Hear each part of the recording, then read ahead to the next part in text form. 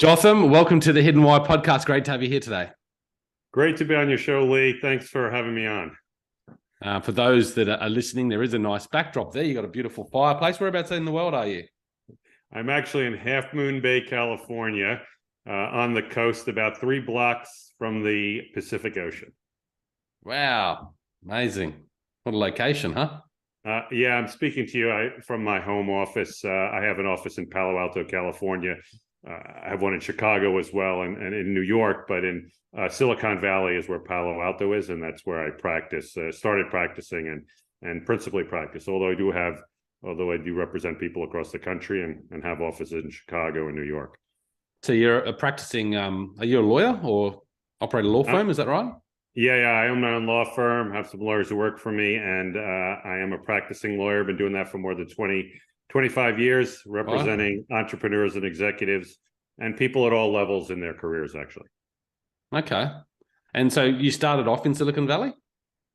I started off in Silicon Valley because I went to Stanford Law School. I'm actually originally from the East Coast of the United States, which is 3,000 miles or I don't know what, 5,000 something kilometers away. But I went to Stanford, and once I got here, I never left, except I took a digression to Chicago, which is why I have a Chicago office for 11 years. So you got multiple offices? Yeah. One here in Palo Alto or in my home office when I want to go to the beach, which is frequently. And so I work out of my home office often. Palo is not too far away. That's obviously the heart of Silicon Valley. And I have office in Chicagoland, and then in New York State. Okay, curiosity just kills me. So it's what is it about Silicon Valley? Like, tell us about your experience there. 25 years. What have you seen? Your experience, I suppose, from start to now. Well, I've seen almost. I always say, well, now I learned something new, but I've seen quite a few experiences from a lot of the corner cases all the way to almost anything you read about or hear about in Silicon Valley in terms of entrepreneurship, in terms of starting companies. In terms of having good results, in terms of having bad results. It's the reason why I wrote the book, Negotiate Like a CEO. It's to help people after seeing this so much what's going on. I figured there's so many people out there whose life is starting a company or is working at a company. It's a career, and they have no idea how to protect themselves from the downsides that can happen, which can happen lots and frequently. It happens all the time, happening right now to someone. And so that's why I wrote a book, the book, because I'd seen everything you could see. I'm sure there are more things to be invented in both in the upsides and downsides. So I don't want to be too arrogant about it, but I've seen quite a bit. No hair on my head. And so I thought, okay, let's help people write a book for entrepreneurs, for executives, for anybody who's starting out in the career, mid-level executives, to really open their eyes so they can go in if they have any leverage at all. The theme of the book is protect yourself. If you're starting a company, your dream, your desire is your company. You want to grow your company, but you got to watch out for those people who might be investing in your company, whether it's a small family business and it's your brother or whatever, or whether it's you have a much larger goal in taking an outside capital. Same thing with employees. It's a little different probably in Australia to protect yourself for employees, but certainly across America, lots of employees who have leverage should do their best to protect themselves if they can. So really looking for those executives or entrepreneurs that are starting a business, is that sort of when they're setting up in that stage? Is that what the book's sort of tailored for? Actually, throughout their career, because, for example, using an entrepreneur might start a business, and after 2 or 3 years might need to protect him or herself against, say, an investor who might be putting in money, and the goal of the investor might be someday to take away the business from the entrepreneur, as an example. If we're using an employee, regardless of the level of employee, if an employee gets a promotion, for example, they might have more leverage to negotiate. If they're worried about a change of control and them being fired, for example, where one company gets acquired by another company, even in the middle of their career, they might find it very useful. But in the beginning, before everybody starts out, I mean, it's probably the best book you can ever have if you're going into business when you graduate from undergraduate, from college, because it'll set you up the rest of your career, what to look out for. And even if you can't negotiate early on because you have no leverage, at least you'll go in with your eyes wide open. Okay. Yeah, good to know. So if we're listening to this entrepreneur starting business or in a business, what are the things you typically find people overlook as far as protecting themselves? I mean, you've probably got a whole bunch of things that they overlook, but what are some of the key points? The thing they overlook is that things don't always go well, and you might not be there. Even though it's your own metaphorical baby, it's your own company. You might not be there a year, 2, 5 years later, because someone else might get control of your baby, your metaphorical baby, and push you out. And so they overlook that reality, and because they overlook the reality, they don't protect themselves. They don't get. Many times they don't even read the documents. Entrepreneurs starting out. And you can take it from a family, even a family business. So we can move out of the sort of venture capital finance, private equity finance, large investment finance, even in small family-owned businesses. You should often think about your exit, how you might leave the company, or how you might buy out your partner from the company if things go wrong. Because life changes, people change, experience changes, and things don't always go as well as you might imagine. So that's really what they're overlooking. And when they overlook the perspective that things might go wrong for them, and they might not be there to watch their baby go public, for example, they might be on the sidelines. If they knew that in the beginning and didn't overlook it, they would be able to be in a much different mindset and be able to sort of planning ahead for those worst case scenarios that might eventuate in the business life. Yeah, exactly. Plan from the very beginning, or just listen. We all hope everything goes really well in life, and we all hope that every relationship we have, personal and professional, goes well. But it sometimes doesn't work that way. And when you're working, when you're talking about an entrepreneurship or a company, you're talking about somebody who's invested their life, not just their money, but their emotions and their talents and their expectations and their desires in a company. And so you just have to be aware that the company may not look the same in 3 or 4 years, and you might not have control of it. And so my idea is message of the book is look out for number one, look out for yourself when you start your company, and protect yourself if you have any ability at all to do that. But do you, I mean, it's obviously the law side of things is probably the nitty gritty that I don't want to really go into. I'll leave that to you. Thank you. But do you consult with people on this basis and sort of highlight these things? And can we put things in place now, or do we have to wait until that comes and just have an awareness of what could happen? No, the problem is that the potholes of your problems, of an entrepreneur's problems, or even an employee's problems, can be here now. But you wouldn't realize that unless you had somebody who's a wizened old guy or wizened old woman who's been there before and seen the bad things. And so you want to be, the whole purpose of my book is learn about your potholes now. Even if you can't do anything about them now, learn about them, because they can exist now. So what do I mean by that? If you start a company and early on, you take an outside investment. Well, an investor who's sophisticated knows sort of the way a life cycle of a company, and knows what might happen down the road, and therefore knows what to put in the documents. When they don't just give you money, right? You got to sign documents for the money, and they know what to put in there to protect the investor. Well, that's a potential pothole for you. And if you, starting out a company, have no idea about that pothole, you're going into a relationship, in this case, a professional business relationship, without full information. And so you might as well have full information, which is the whole point of my book. And if you have any leverage, as people often do when they take an outside investment, you can hopefully protect yourself. I mean, and what does protection mean? Protection means, in the case of an entrepreneur, well, will you be in control of the company down the road? Will you always have a seat on the board of directors down the road? If somebody is going to have more power than you, will you get your equity? The equity is another name for stock or ordinary shares. I'm not sure what they call it in Australia, or profits interest. Make sure you get that, because oftentimes investors require, as part of their investment, that entrepreneurs revest their shares. So they have to work for those shares again. But if those entrepreneurs get fired while they're working for the shares they once owned completely, they won't have as many shares in the company. Just using some examples, and it's just business, and it's potholes that exist. And the entrepreneur, like I said, he or she dreams about the company, and they're really good at building a company. It doesn't matter what it is. Could be Wi-Fi, could be internet games, it could be retail, whatever the security.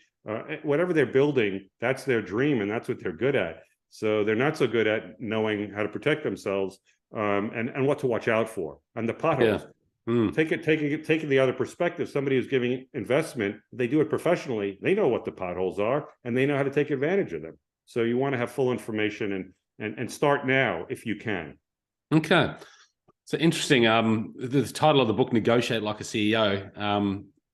Why did you choose that title for the book? Sure.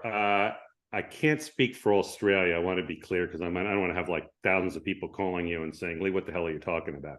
But at least in the United States of America and in many other countries, so I can't speak for Australia specifically, what do CEOs do before they join a company? The great majority of them, and the ones that are experienced, and in almost every public company in the United States, what do? They negotiate their separation agreement on day one before they even begin work. Right? They put in the protections in case they get fired or are forced out down the road, because they know that a board of directors on any day can decide, okay, we're getting rid of you. Now, they have leverage to do that.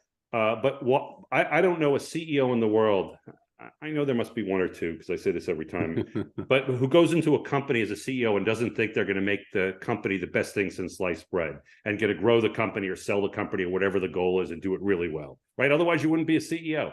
But even though they all believe in themselves and they all believe they're going to make this company great, whatever company it is and whatever they're doing and in whatever country, Australia perhaps aside, because I can't speak for it, that they're still protecting themselves from getting fired because they know that things change. They know that somebody might want to replace them for, by the way, because they do a bad job or because they're doing a great job and somebody is firing them for economically irrational reasons. They don't like them. They want to put their buddy in place. They decided something went wrong 50 years ago, and they're going to fire them for that reason. So that's what. So they come into the business with their separation agreement. I call it a professional prenuptial agreement. That's exactly what they do. So hence, negotiate like a CEO is if you, the regular employee, or you, the mid-level manager, you getting out of college, or you, a C-suite executive, wouldn't you want to do the same thing like the CEO if you have leverage, which is to negotiate like a CEO, which is to use their experience, the aggregate, and to protect yourself. And sometimes protection can be one sentence in an offer letter. A CEO might have a 12 or 15-page offer letter, but one of the things I talk about or employment agreement, but one of the things I talk about and negotiate like a CEO is, we all can sometimes put in a very powerful one sentence or two sentences that's in a 1 or 2 page offer letter that is as protective or more protective than an employment agreement that goes on for 15 pages. Interesting. So there must be some skill there. And negotiation, I suppose, and I'll get your thoughts on this, beneficial not just in that situation, but in all life aspects, right? Oh, yeah. I mean, a lot of life is about negotiation. I focus on in the business world and entrepreneurs and executives and employees and their employment and vis-a-vis investors. But it's we all negotiate in many different areas of life.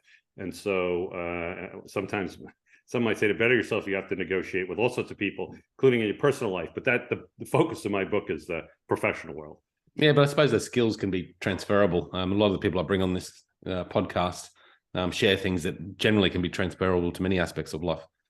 Oh, yeah. I mean, taking it aside from a very, a specific tool of negotiation, a more pleasant person that is more interactive with somebody is probably, on the whole, going to get along better with their board of directors, and alternatively with people outside surfing or at restaurants than will somebody otherwise, right? And they have an advantage. I think the social psychologists would tell you they have an advantage if somebody is likable in both circumstances. So there are certainly, that's outside of the actual specific skills. But yes, there are certainly skills that I talk about in my book that would be useful in private or regular life. I just don't focus on it there. I appreciate that.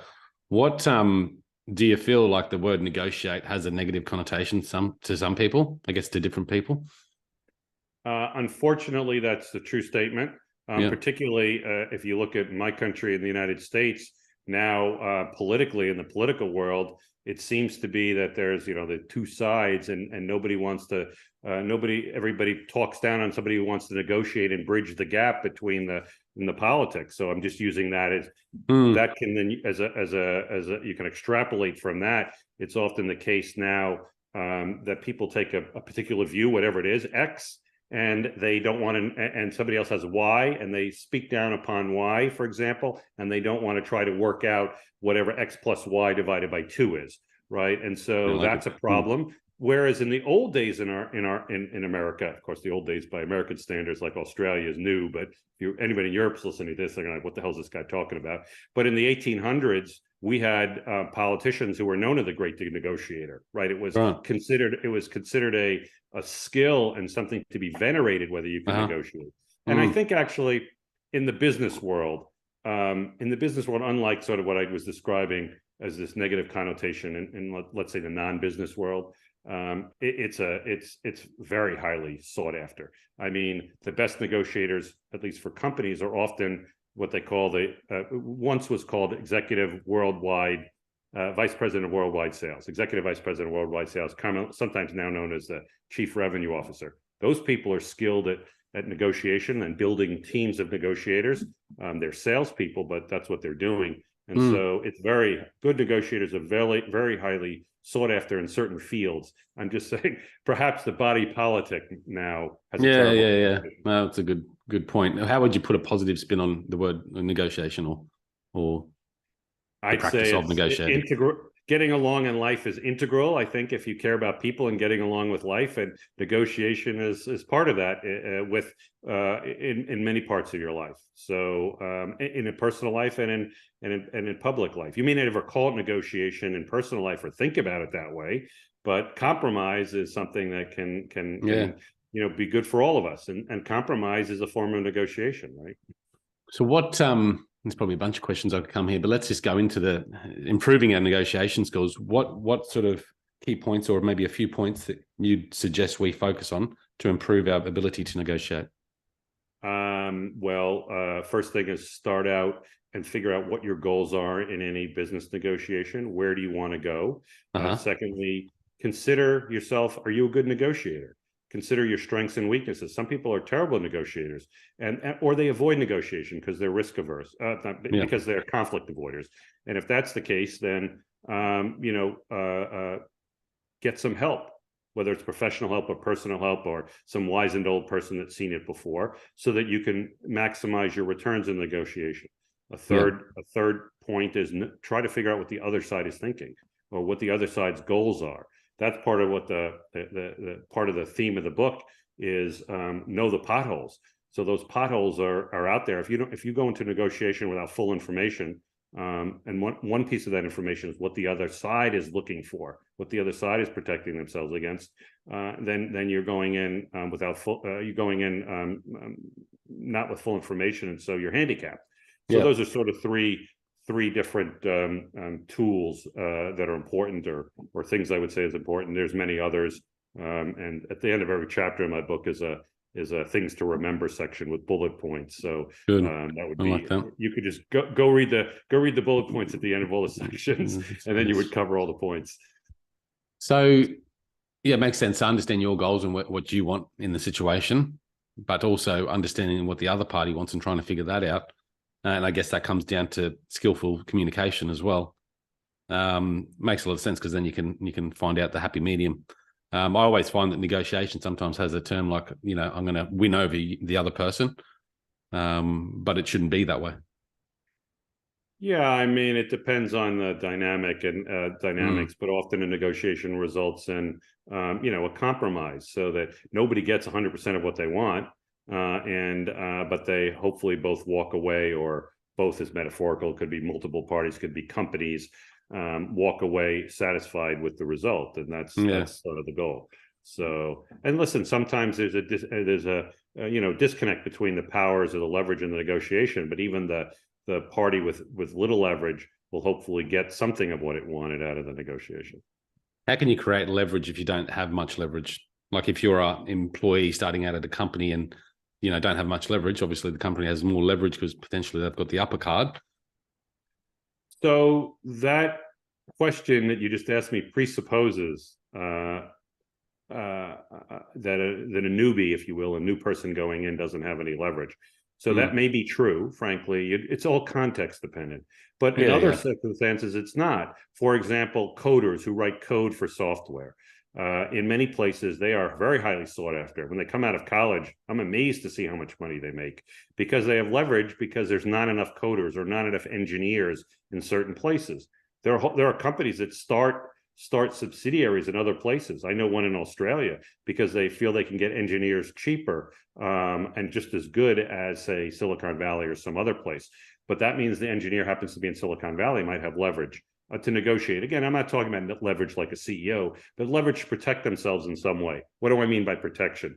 Again, this is an American an at-will concept, which is a little different than in other places where you have required separation and severance agreements.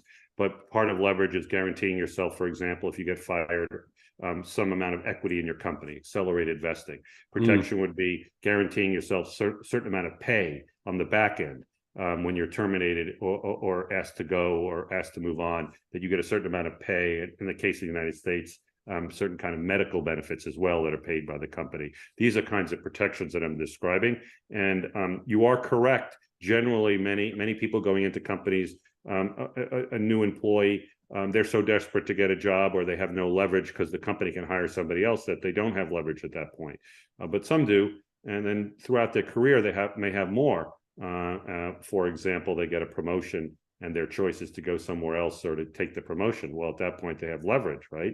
And so things, it's very dynamic. So it's all context dependent. What are the signals, I guess, you'd pick up on in maybe negotiations where the other party's, trying to pull one over you without you notice? Because I think in some situations, and again, contextually based, but you can get quite excited about an opportunity and go into a negotiation without that, foresight.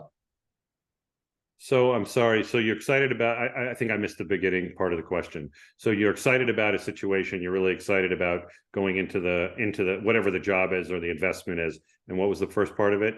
Well, if the other party's trying to pull one over you, and you're not actually focused on the negotiations there.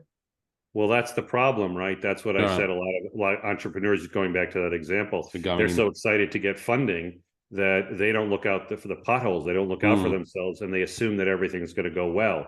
That's the same thing when you get excited about something. It doesn't matter what the job is or the entrepreneurship is or whatever it is in business. When you get really excited about it, that's great because that's going to be passionate. You're going to be really interested in doing it. So I don't want to take away from that, but you still should ask yourself in a jaded way, how do I protect myself from this situation? Because something might go wrong, and it often does. You could be excited, for 6 months, and then month 7, things go downhill for any number of reasons. And that's the whole point.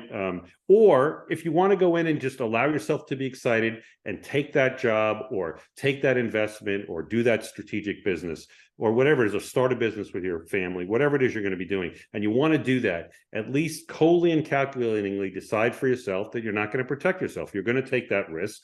You know what the potholes are, and you go into the relationship knowing that your eyes were wide open and you took the risk. That's the whole point. If you read my book, you'll know all the potholes or most of the potholes, because new potholes happen all the time, but you'll know the questions to ask to protect yourself on other potholes that I don't even know about yet. And if you don't have leverage, or you want to say, I'll take the risk, that's fine, as long as you do it with your eyes wide open and you've told yourself that that's what you're doing. Yeah, that makes sense. Conflict in negotiations. What are the common errors you see coming up with people in negotiations? Negotiations have life cycles. So, they have a beginning and an end, and the more experienced you are, the more you can see how they work out. So, people negotiate differently. And some negotiate, hardball all the time or whatnot. So there are all sorts of mistakes, quote unquote, that can be made over time. But perhaps I don't want to say it's the biggest. One of the mistakes is not understanding the life cycle of negotiation, and that somebody may be saying something or taking a position, but on day one, which if you're experienced or you've thought about it or you've figured out the other dynamics, the chances of them being in that same position on day 5 is low. They might be, but a lot of what it is in negotiation, as it is in other experiences in life, or even negotiating an employment agreement, for example, is risk taking, right? You always have to, there's always some risk that the other side will say no, or the other side will walk to the door. That's part of what part of your negotiation, your calculation. But still, just because there's conflict or somebody's taken an aggressive position or a position that's a deal breaker for you on day one doesn't mean it's going to be the same position on day 5. Right. So I guess time sometimes would be a good suggestion for people in negotiations. Yeah, take time and let things play out. Listen, they could play out in 30 minutes and that's over. But a lot of times in negotiation and there are people involved, right? We just talked about that. Everybody's different. And so it might take time, depending on what you're negotiating, to get to an answer. There are some deals that take months and months, if not years, to negotiate. I have employment agreements, that I've assisted people in negotiating, clients in negotiation that take, that take months for sure, on both ends, employment end, change of control end, all ends, not just both ends. And then on separation agreements too. I suppose time can be used as a tactic sometime, rather than give people time, give them less time to try and get decisions done quickly. All the time. Both of those tactics on both ends of the spectrum can be used to one's benefit or against to one's detriment.